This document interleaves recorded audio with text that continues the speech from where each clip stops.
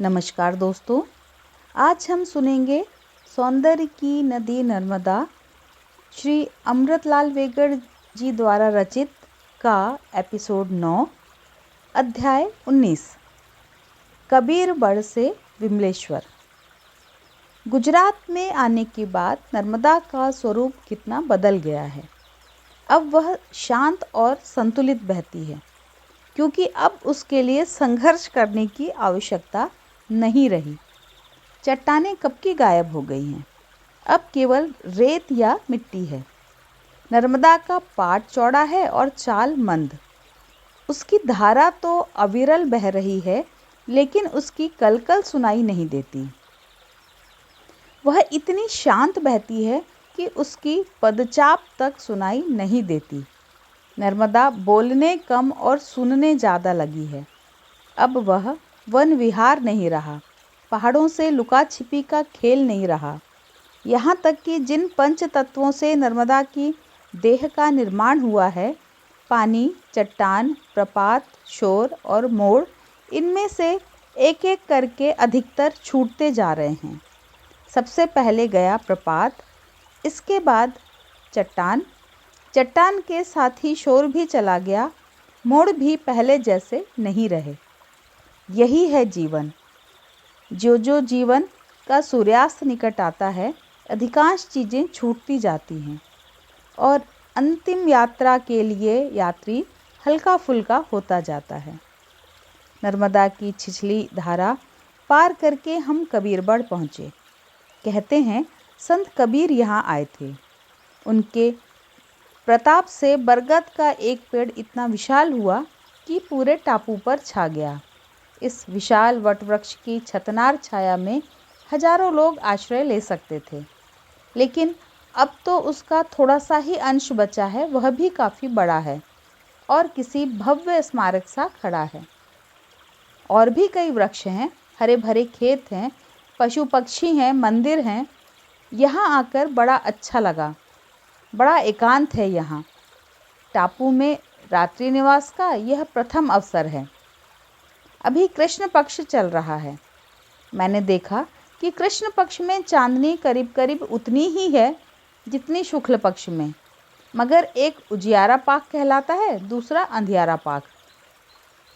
एक में पहले चांदनी फिर अंधेरा, दूसरे में पहले अंधेरा फिर चांदनी। चांदनी की जगह भर अदल बदल हो जाती है, मगर कुल मिलाकर चांदनी प्रायः उतना ही अंधियारा पाक व्यर्थ बदनाम है। सवेरे नर्मदा की धारा पार करके वापस तट पर आ गए, फिर नदी के संग संग आगे बढ़े। जगह जगह किसान बिजली की सहायता से नदी से पानी ले रहे थे और खेतों की सिंचाई कर रहे थे। कपास और गन्ने के अलावा केले के बड़े बड़े खेत हैं। कदली वन में से हमारी पगडंडी जाती है तो बड़ा सुखद लगता है। आगे एक गांव पड़ा, मढ़ी। यहाँ एक युवा सन्यासी ने हमारा हार्दिक स्वागत किया। उसने रुकने के लिए बहुत आग्रह किया, पर हमें जल्दी थी। अगर आप रुक नहीं सकते तो कम से कम भोजन करके जाइए। उसके नेह को हम टाल नहीं सके। पता नहीं कैसे सांपों की बात चल पड़ी तो उसने अपना एक संस्मरण सुनाया। बचपन में एक बार मुझे सांप ने काटा। पहले तो मैं बेहद डर गया, पर बाद में जनेऊ उतारा और डंक में थोड़ा ऊपर कसकर बांध दिया। फिर चीरा लगाया तो खून बहने लगा। माँ बहुत घबरा गई थी। झाड़ फूँक करने वाले ओझा को बुलवाया। उसने आकर कहा कि पहले जनेऊ खोलो, तब मेरा मंत्र काम करे। मैंने कहा कि मैं मर जाऊंगा पर इसे नहीं खोलूंगा। पर किसी ने कहा कि इसे खूब घी पिलाओ तो जहर निकल जाएगा। मुझे एक सेर घी पिलाया गया। मैंने कहा अब मुझे सोने दो। लोगों ने बहुतेरा मना किया, पर मैं नहीं माना। सुबह उठा तो एकदम ठीक। माँ ने कहा, माँ मुझे रोज़ सांप काटे तो कितना अच्छा हो। माँ ने घबराकर कहा, क्यों? मैंने कहा, पीने को एक सेर घी जो रोज़ मिलेगा। भोजन के समय हमारे साथ में कई वृद्ध भी थे। एक प्रकार से यह सन्यासी यहाँ वृद्धाश्रम चला रहे हैं। भोजन परोस दिया गया। तो सभी ने मिलकर प्रार्थना की। प्रार्थना समाप्त होने पर सन्यासी ने सविनय कहा, महात्मन भोग लगाएं। यहाँ से नर्मदा के किनारे आगे बढ़े। आगे नर्मदा की एक सहायक नदी के तट पर है उचेड़िया। कबीर बड़ से हमारे साथ चल रहे सज्जन इसी गांव में रह गए। मैंने कहा, आप तो हमें मझधार में छोड़कर जा रहे हैं। उन्होंने कहा, मैं जब भी जाऊंगा वो मझधार ही होगी। यहाँ से सड़क मिल गई।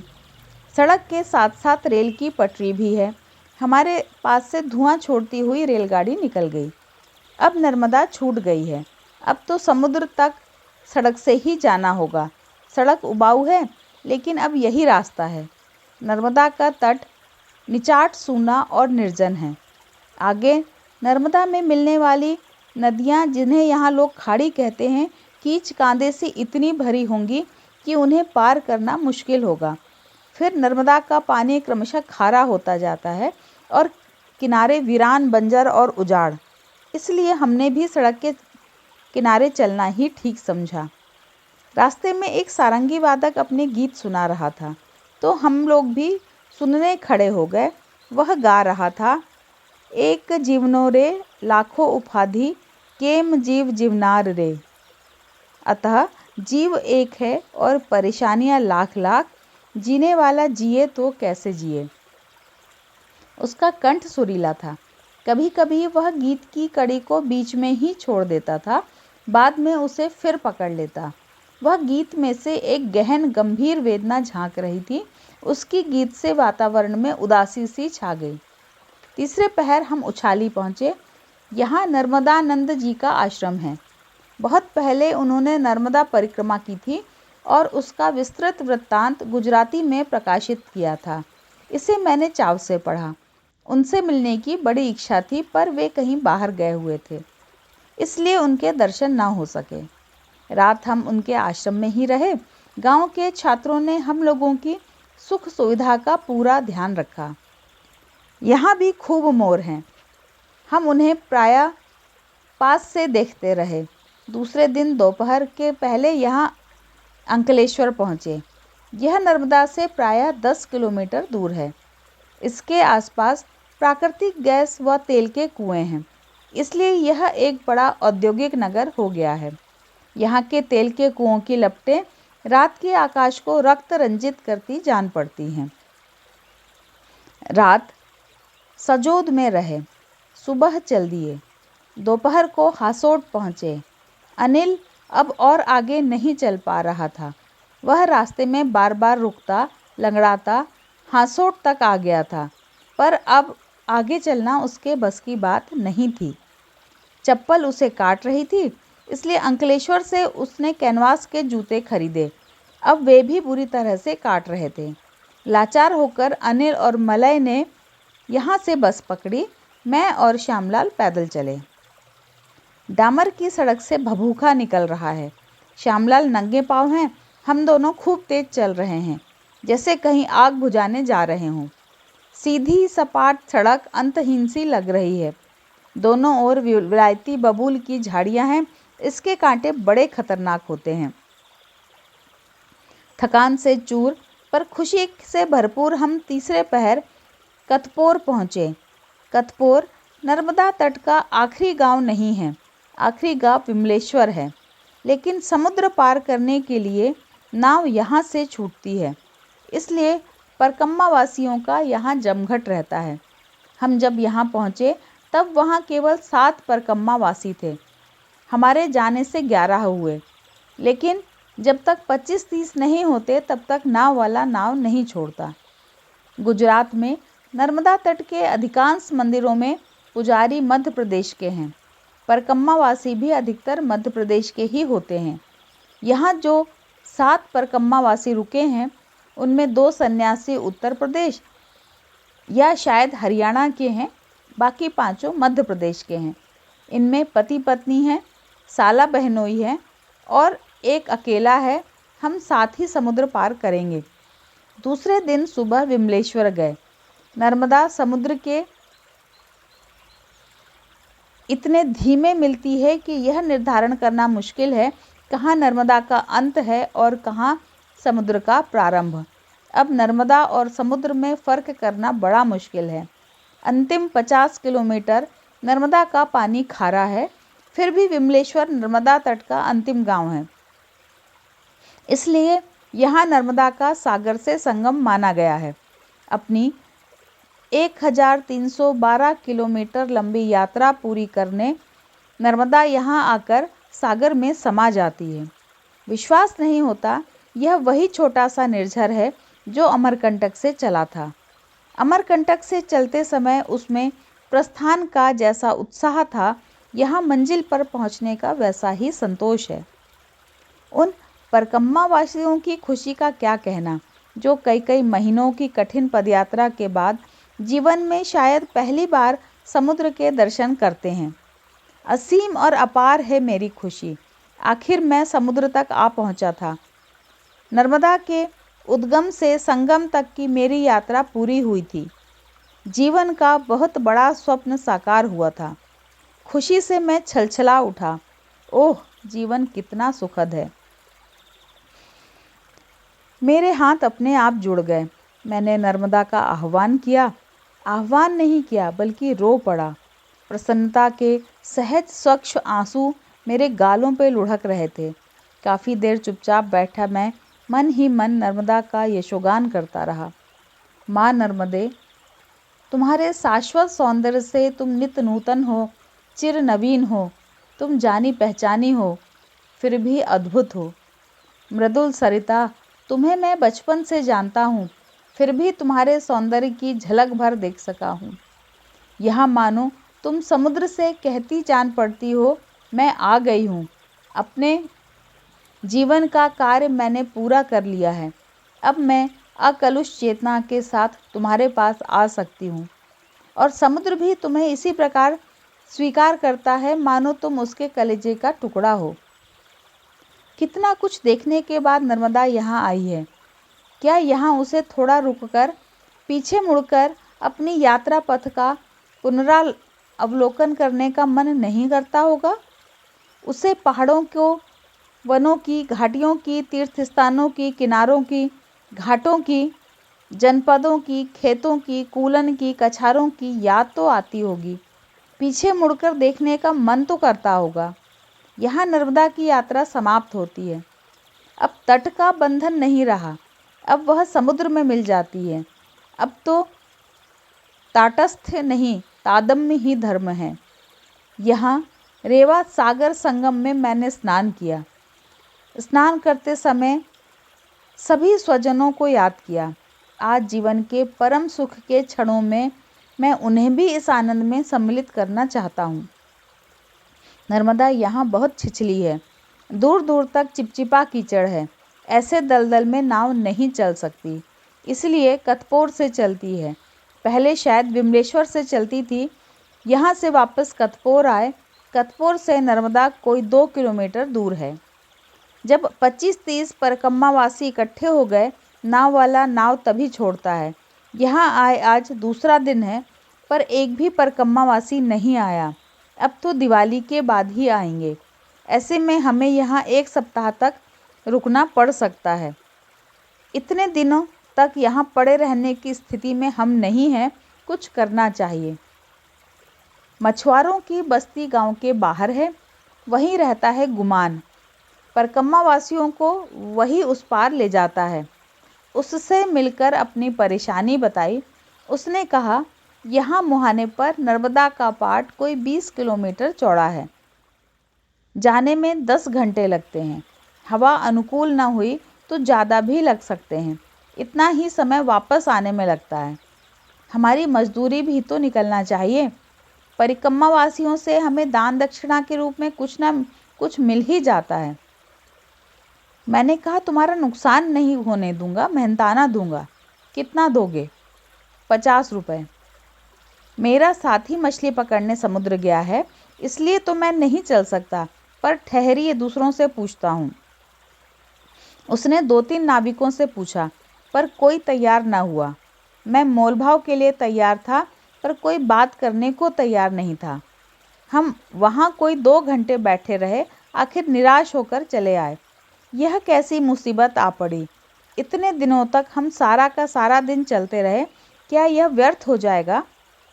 मैं भाग्यवादी नहीं हूँ, पर आशावादी तो हूँ। भगवान कोई ना कोई रास्ता निकालेगा, यही सोचता हुआ सो गया। सुबह उठा तो सामने गुमान, कल सुबह 4 बजे चल देंगे। आप सभी 4 बजे तक नदी किनारे आ जाइए। हम लोगों की खुशी का क्या कहना। आज हम लोगों ने दिन भर पत्र लिखे, पोस्ट कार्ड जिन पर रेखांकन भी कर देते। सबसे ज़्यादा कार्ड अनिल ने लिखे। बोलता कम है पर लिखता खूब है। रोज़ देर रात तक डायरी लिखता है। इसके लिए घर से एक छोटी लालटेन लेकर चला है। फिर हमने सभी पत्र पोस्ट कर दिए। श्रद्धालु जब नर्मदा में दीप प्रवाहित करते हैं तब उनमें से कुछ दूर तक जाते हैं तो कुछ थोड़ी दूर जाकर ही डूब जाते हैं या बुझ जाते हैं। डाक में पत्र छोड़ते समय मेरे मन में भी थोड़ा बहुत यही भाव रहता है, पता नहीं इनमें से कितने मंजिल तक पहुँचेंगे और कितने बीच में ही दम तोड़ देंगे। इसलिए पत्र छोड़ते समय मैं यह प्रार्थना अवश्य करता हूँ, जाओ वत्स, तुम्हारी यात्रा शुभ हो। तुम अपने गंतव्य तक पहुँचो। रास्ते में अनावश्यक विलंब न हो। डाक के देवता तुम्हारी रक्षा करें। थोड़ी देर के बाद टिकटें लेने के लिए हम दोबारा पोस्ट ऑफिस गए। पोस्ट किए हुए पत्र पोस्ट मास्टर की टेबल पर रखे हुए थे। भले पोस्ट मास्टर ने उनमें से एक पोस्टकार्ड हमें देते हुए कहा, यह तो बिल्कुल कोरा है, केवल पता लिखा है। आप शायद लिखना भूल गए, अब भी लिख लीजिए। पोस्टकार्ड सचमुच कोरा था। अनिल ने लिखा था। मैंने उसे लिखने के लिए कहा तो उसने साफ इनकार कर दिया। वह बिल्कुल ठीक है। मेरे इस मित्र के साथ मेरा ऐसा ही मौन संवाद चलता है। इस तरह वह कार्ड अनिल का मौन लेकर गया। रात के 3 बजे गुमान का लड़का हम लोगों को लेने आया। दोनों सन्यासी और 2-3 परकम्मावासी नहर के पानी में नहाने गए थे, इसलिए थोड़ा रुकना पड़ा। नर्मदा तट पहुंचकर नाव में सामान रखा, फिर सभी ने मिलकर नाव को धकेला। शांति भंग होते ही पानी छपछपा उठा। हम सभी हिलती डुलती नाव पर सवार हो गए। चलो। अगले ही पल नाव घुप अंधेरे में भाटे के लौटते पानी के साथ समुद्र की ओर तेजी से बढ़ने लगी। अध्याय 20।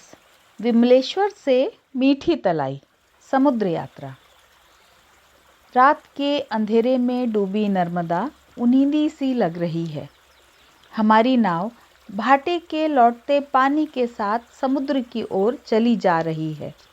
दूर पास जहाँ भी नज़र जाती है पानी ही पानी है और है निस्तब्धता, एक ऐसी नीरवता जो जमीन पर संभव नहीं।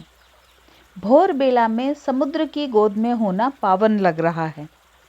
स्वच्छ शीतल पवन रक्त में उत्साह भर रहा है। समुद्र का सौंदर्य और उसकी शांति मेरे अंदर हृदय में आ विराजती है। हृदय अपूर्व आनंद से भर जाता है।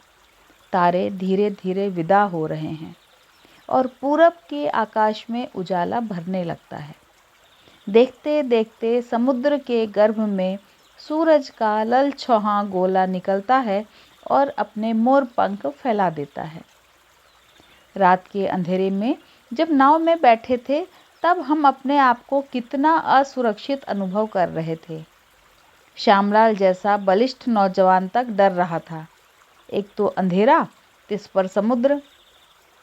दोनों के सम्मिलित भय ने हमारे कुछ एक सहयात्रियों को जकड़ लिया था। लेकिन अब अंधेरा दूर हो गया है और उसी के साथ साथ चला गया है मन का भय। समुद्र में दूर झाड़ी की महीन सी रेखा दिखाई दे रही है। वहाँ अलियाबेट नामक एक बड़ा टापू है। नाव में बैठी परकम्मावासी महिला ने कहा, आप सब चुपचाप क्यों बैठे हैं, कुछ गाते क्यों नहीं? उसके पति ने कहा, तुम ही शुरू करो। जब हम लोगों ने भी यही कहा तो उसने खांसकर गला साफ किया और फिर धीरे धीरे गाने लगी। कुछ लोग भी उसका साथ देने लगे। कुछ बेसुरा होते हुए भी उस समय भजन बड़ा अच्छा लग रहा था। थोड़ी देर में एक छोटा टापू आया। सुबह की धूप में वह धुला धुला नजर आ रहा था। समुद्र सतह से नाम मात्र को ऊंचा है। ज्वार आने पर डूब जाता है। हम यहाँ थोड़ी देर के लिए उतरे, फिर आगे बढ़े। बीच बीच में गुमान नाव के भीतर रिस आने वाला पानी उलीचता रहता है। कहने लगा, आज नाव में कम लोग हैं, पर जब भीड़ होती है तब परकम्मावासी आपस में खूब झगड़ते हैं, जगह के लिए, सामान के लिए या फिर पुरानी बातों के लिए। जमीन के झगड़े वे यहाँ समुद्र में ले आते हैं। मैंने कहा, तुम समुद्र की कहते हो? आदमी जल्द ही अपने झगड़े अंतरिक्ष में ले जाएगा। झगड़ों के लिए धरती अब उसे छोटी पड़ रही है। एक जगह गुमान ने कहा, यह वह जगह है जहाँ नर्मदा की मूल धारा समुद्र में मिलती है। असली रेवा सागर संगम यह है, इसके बाद नर्मदा नहीं है। वैसे तो कतपोर से ही नर्मदा समुद्र के दरवाजे की कुंडी खटखटाती है और विमलेश्वर नर्मदा तट का अंतिम गांव है, इसलिए रेवा सागर संगम विमलेश्वर में माना गया है। किंतु इसके बाद भी नर्मदा की मुख्य धारा क्रमशः क्षीण होती यहाँ तक आती है और यहाँ पूर्ण रूप से विलीन हो जाती है। हम लोगों को कुछ पता नहीं चलता, सभी ओर एक सा पानी लगता है। लेकिन यहाँ के नाविक इस मिलन बिंदु को खूब जानते हैं, इसलिए गुमान ने हमें वह जगह बताई। सभी ने संगम के जल को मस्तक पर चढ़ाया, अपने साथ लाई पूजा की सामग्री में रेवा और सागर का पूजन किया, नारियल जल को छुआकर गुमान को दिए, अन्य सामग्री जल को अर्पित की और प्रसाद बांटा। वातावरण में ऊदबत्ती की सुगंध भर गई। अभय मुनि ने मंत्रोच्चारण किया, चेतन मुनि ने शंख बजाया। मैंने ये पंक्तियाँ लिखी। पृथ्वी पर 3 भाग जल और 1 भाग थल है। हमारे शरीर में 3 भाग जल और 1 भाग हड्डी है, बिल्कुल वही अनुपात। हमारे शरीर में 3 भाग जल और 1 भाग हड्डी है, बिल्कुल वही अनुपात। हमारा हृदय धड़कता है, समुद्र गरजता है। समुद्र का गर्जन कहीं धरती के हृदय की धड़कन तो नहीं? माना कि समुद्र का पानी खारा है, पर हमें तो वह मीठा पानी ही देता है। बादल से खारा पानी तो नहीं बरसता। शबरी की तरह चख चख कर हमें तो वह मीठे बेर ही देता है। समुद्र शबरी, धरती राम, जुग जुग की कहानी अविराम। कविता अचानक एक बार में ही नहीं आई। पिछले 3-4 दिनों से वह मेरे मन के मकान में आती जाती रही। मकान पसंद आ गया तो कल पेशगी दे गई और आज रहने को आ गई। शांत समुद्र से हवा के हल्के हल्के झोंके आ रहे हैं। आधे से अधिक परकम्मावासी सो गए हैं, यहाँ तक कि गुमान भी सो गया है। थोड़ी देर के बाद जिसके भरोसे नाव छोड़कर वह सो गया था, उसका वह साथी भी सो गया। गुमान जब उठा तो देखा नाव समुद्र में ज़्यादा ही दूर चली आई थी। उसने तुरंत पाल समेट लिया और लंगर डाल दिया। नाव एक जगह स्थिर हो गई, पानी पर हल्के हल्के हंस की तरह डोलती रही। सभी धूप से परेशान हैं। नाव एक जगह खड़ी हो गई है तो धूप और भी तेज लग रही है। मलय और अनिल दुबके सो रहे हैं। मैंने मन ही मन प्रार्थना की, हे दक्षिण दिशा के पवन, हे मलयानिल, आओ और हमारा बेड़ा पार लगाओ। हमें ज़्यादा देर प्रतीक्षा नहीं करनी पड़ी। 1-आध घंटे में पवन शुरू हो गया तो गुमान ने पाल खोल दिया, लंगर उठा लिया। हमारी नाव सरसराती हुई उत्तर की ओर बढ़ने लगी। नींद के मारे मेरी पलकें भारी हो गई थी तो मैं भी सो गया। जब नींद खुली तो दूर एक लाइट हाउस दिखाई देने लगा। उत्तर तट की हल्की सी रेखा उभरने लगी तो सभी के मन खिल उठे। अब ज्वार शुरू हो गया था। हमारी नाव तेजी से तट के नज़दीक पहुंच रही थी। इक्के दुक्के मछुआरों की डोंगियां भी दिखाई दे रही थी।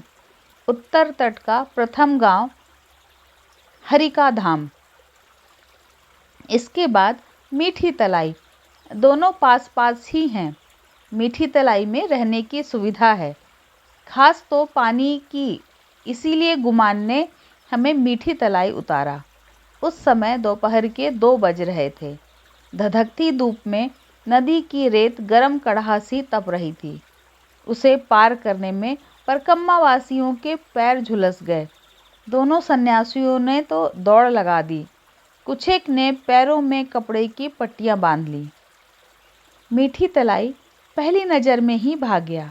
यहाँ एक मंदिर में लगी धर्मशाला और बरगद का पेड़, जिसके चारों ओर चबूतरा। हम लोगों ने इस चबूतरे पर अपना अड्डा जमाया। सामने कुआं है। पास के गांव जागेश्वर का कुआं सूख गया है, इसलिए वहाँ की स्त्रियों का यहाँ दिन भर तांता लगा रहता है। स्त्रियां घाघरे पर साड़ी पहनती हैं और काम करते समय अपनी साड़ियों का कछोटा मारती हैं। हर गांव में लोग कुएं का ही पानी पीते हैं, क्योंकि नर्मदा का पानी खारा है।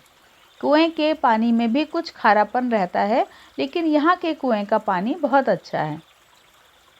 समुद्र बिल्कुल पास है। शाम को हम लोग समुद्र तट से चलकर हरिका धाम तक घूमने गए। यहाँ समुद्र तट पर कभी बड़ी दीवार बनी थी, पर क्रुद्ध समुद्र ने उसे क्षत विक्षत कर डाला। आगे एक जगह समुद्र में कुछ गड़ा सा दिखाई दिया। पता चला बहुत पहले चालक की असावधानी से एक जहाज यहाँ रेत में धंस गया है। जब भाटा होता है तब यहाँ रेत निकल आती है और लोग जहाज के मलबे से लोहा काट काट कर ले जाते हैं। रात को चबूतरे पे सोए। सवेरे 4 बजे अपने साथी के साथ गुमान जब वापस जाने लगा, तो जाते जाते मंदिर के स्वामी जी के लिए एक संदेश मुझे देता गया। सुबह पुनः हरिका धाम गए। साथ में दोनों सन्यासी भी थे। रात में नाविकों को राह दिखाने के लिए यहाँ एक लाइट हाउस है। उस पर चढ़कर समुद्र को देखा। दरअसल यह समुद्र नहीं, खाड़ी है, खंभात की खाड़ी। सामने सौराष्ट्र है। यहाँ से घोघा बंदरगाह का लाइट हाउस दिखता है। यहाँ से आगे बढ़े। 3-4 दिन के साथ के कारण दोनों सन्यासियों से घनिष्ठता हो गई थी। अभय मुनि बड़े हैं, छोटे मुनि छोटे। दोनों खूब सवेरे स्नान करके पूरे शरीर में भभूत रमाते हैं। कहते हैं यह अलख वस्त्र है। अभय मुनि जिंदा दिल और बातूनी हैं, तथा उनमें बच्चों का सा चुलबुलापन है। उनकी बातें बड़े मज़ेदार होती हैं। उन्हें छेड़ने के इरादे से मैंने पूछा, आदमी पाप भी करता है और पुण्य भी करता है। पाप की सज़ा मिलती है और पुण्य का पुरस्कार। मान लीजिए एक आदमी ने 16 आने पाप किए और 12 आने पुण्य। अब उसके पाप में से पुण्य को घटाकर बाकी बचे 4 आने पाप की सज़ा होगी, या दोनों खाते अलग अलग चलेंगे। 16 आने पाप की सज़ा अलग और 12 आने पुण्य का पुरस्कार अलग। अभय मुनि ने हंसकर कहा, मान लीजिए मैंने कहा कि दोनों खाते अलग अलग चलेंगे, या कहूँ कि चलिए आपको चुनाव की छूट रहेगी। आप चाहेंगे तो खाते अलग अलग चलेंगे और चाहेंगे तो एक कर दिए जाएंगे। तो मेरा यह कहना सही है या गलत, इसकी आप जांच कैसे करेंगे? वहाँ का विधि विधान क्या है, यह बताने वहाँ से कोई आएगा नहीं और यहाँ से कोई जाएगा नहीं। अब सच्चाई का पता कैसे चले? मैंने कहा, फिर भी आप क्या सोचते हैं? ऐसे प्रश्न हमें किसी नतीजे पर नहीं पहुँचाते, अपने अपने विश्वास की बात है। देखिए, आपने कहा कि अच्छे कर्म का अच्छा फल मिलता है और बुरे कर्म का बुरा। यह भी तो विश्वास ही है, इसे आप सिद्ध नहीं कर सकते। कई बार तो हम इसका उल्टा भी देखते हैं। पापी मौज करते हैं, धर्मात्मा कष्ट उठाते हैं। अक्सर नेक आदमियों की ही चमड़ी उधेड़ी जाती है। शून्य दृष्टि से समुद्र की ओर देखते हुए बोले, कुछ प्रश्न मुझे भी परेशान करते हैं। मान लीजिए एक भला आदमी है, उसे जीवन में बहुत दुख भोगना पड़ा। इस जन्म में तो उसने कोई बुरा काम नहीं किया, तो हम कहते हैं यह उसके पूर्व जन्म के बुरे कर्मों का फल है। किस बुरे कर्म का फल है यह उसे मालूम ही नहीं, उसे सजा दी जाती है। पर उसे बताया नहीं जाता कि यह किस पाप की सजा है। यह कैसा न्याय है मेरे भाई? अभय मुनि अपनी धुन में बोले जा रहे थे। सोचता हूँ भगवान उधारी रखता ही क्यों है? इस जन्म की सजा इसी जन्म में क्यों नहीं? जुर्म एक जन्म में, सजा किसी दूसरे जन्म में। मानो भगवान हमें ललचा रहा हो, अभी पाप कर लो, सजा किसी और जन्म में भोग लेना। क्या कहते हो चेतन मुनि? चुप रहने वाले चेतन मुनि बोले, यह तो कुछ वैसा ही हुआ जैसे कोई छोटा बच्चा कांच का गिलास फोड़ दे। उस समय तो उसका पिता कुछ ना बोले, पर जब वह जवान हो जाए तब हठात उसे चांटा जड़ दे। अभय मुनि ठठाकर हंसे और बोले, और यह भी न बताए कि किस जुर्म का चांटा है। मस्त मौला हैं अभय मुनि, जीवंत और हंसमुख। उनके होठों पर मुस्कान बराबर झूलती रहती है। अपनी बात को जारी रखते हुए उन्होंने कहा, अच्छा काम हम इसलिए नहीं करेंगे क्योंकि हमें उसका अच्छा फल मिलेगा, बल्कि इसलिए करेंगे क्योंकि हम मनुष्य हैं और हमें अच्छा काम करना चाहिए। अच्छा फल मिले तो ना मिले तो, भलापन बांट बटखरे की चीज़ नहीं है। हम मंत्र मुग्ध होकर उनकी बातें सुन रहे हैं। दुख तो जीवन में आएगा, भले से भला आदमी भी इससे बच नहीं सकता। ईश्वर 16 आने सुखी किसी को नहीं बनाता। ऐसा क्यों होता है हमें नहीं मालूम, फिर भी दुख झेलकर भी हमें अच्छा बनना है, तभी हम मनुष्य हैं। इनाम के लालच में अच्छा बनना मनुष्य को शोभा नहीं देता। यह मनुष्य की गरिमा से मेल नहीं खाता। स्वर्ग का चारे की तरह उपयोग हम कब तक करते रहेंगे? आज अभय मुनि रंग में हैं। अपनी भावनाओं के प्रवाह में वे हमें शायद भूल गए हैं। आज वे कोई रुक्ष सन्यासी नहीं, बल्कि एक संवेदनशील कवि लग रहे हैं। कभी कभी लगता यह स्वर्ग और नरक एक तरह की परी कथा है, बड़ों की परी कथा। लोगों को तो परी कथाएं अच्छी लगती हैं ना। हम चुपचाप सुन रहे थे। वे शब्द में शब्द पिरोए जा रहे हैं। मैंने शास्त्र नहीं पढ़े, धर्म अधर्म का मुझे ज्ञान नहीं, लेकिन कुछ सुनता हूँ, कुछ गुनता हूँ, उसी पर से कहता हूँ। यह नर्मदा ऊंचे पर्वत शिखर से उतरकर धरती को तृप्त करती, अपना सर्वस्व लुटाती, निरंतर आगे बढ़ती, यहाँ आकर समुद्र से मिलती है।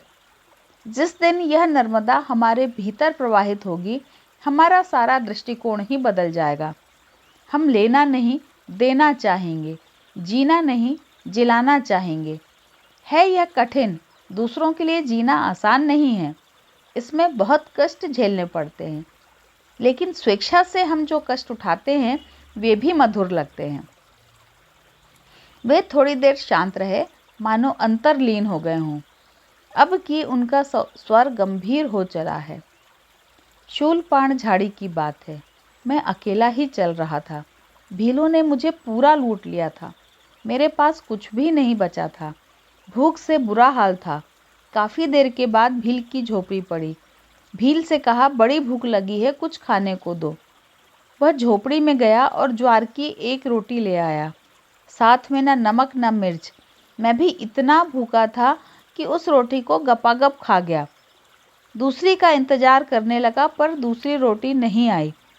थोड़ी देर में भील ही बाहर आया, कहने लगा कि मैं जानता हूँ तुम अभी भूखे हो। घर में कुल 4 रोटियाँ थीं, एक तुम्हें दी, एक मैंने ली, एक मेरी स्त्री ने, और आधी आधी रोटी 2 बच्चों ने खाई। अब न घर में रोटी है न आटा। तुम भी भूखे, हम भी भूखे। उसकी बात सुनकर मैं अवाक रह गया। फिर उन्होंने धीरे से कहा, मानो अपने आप ही कह रहे हों, यही है धर्म। मेरे मन का कोना कोना उजास से भर गया। समुद्र तट पर टहलते टहलते हम काफ़ी दूर आ गए थे। सूने खेतों में से होते हुए कब मीठी तलाई वापस आ गए, कुछ पता ही नहीं चला।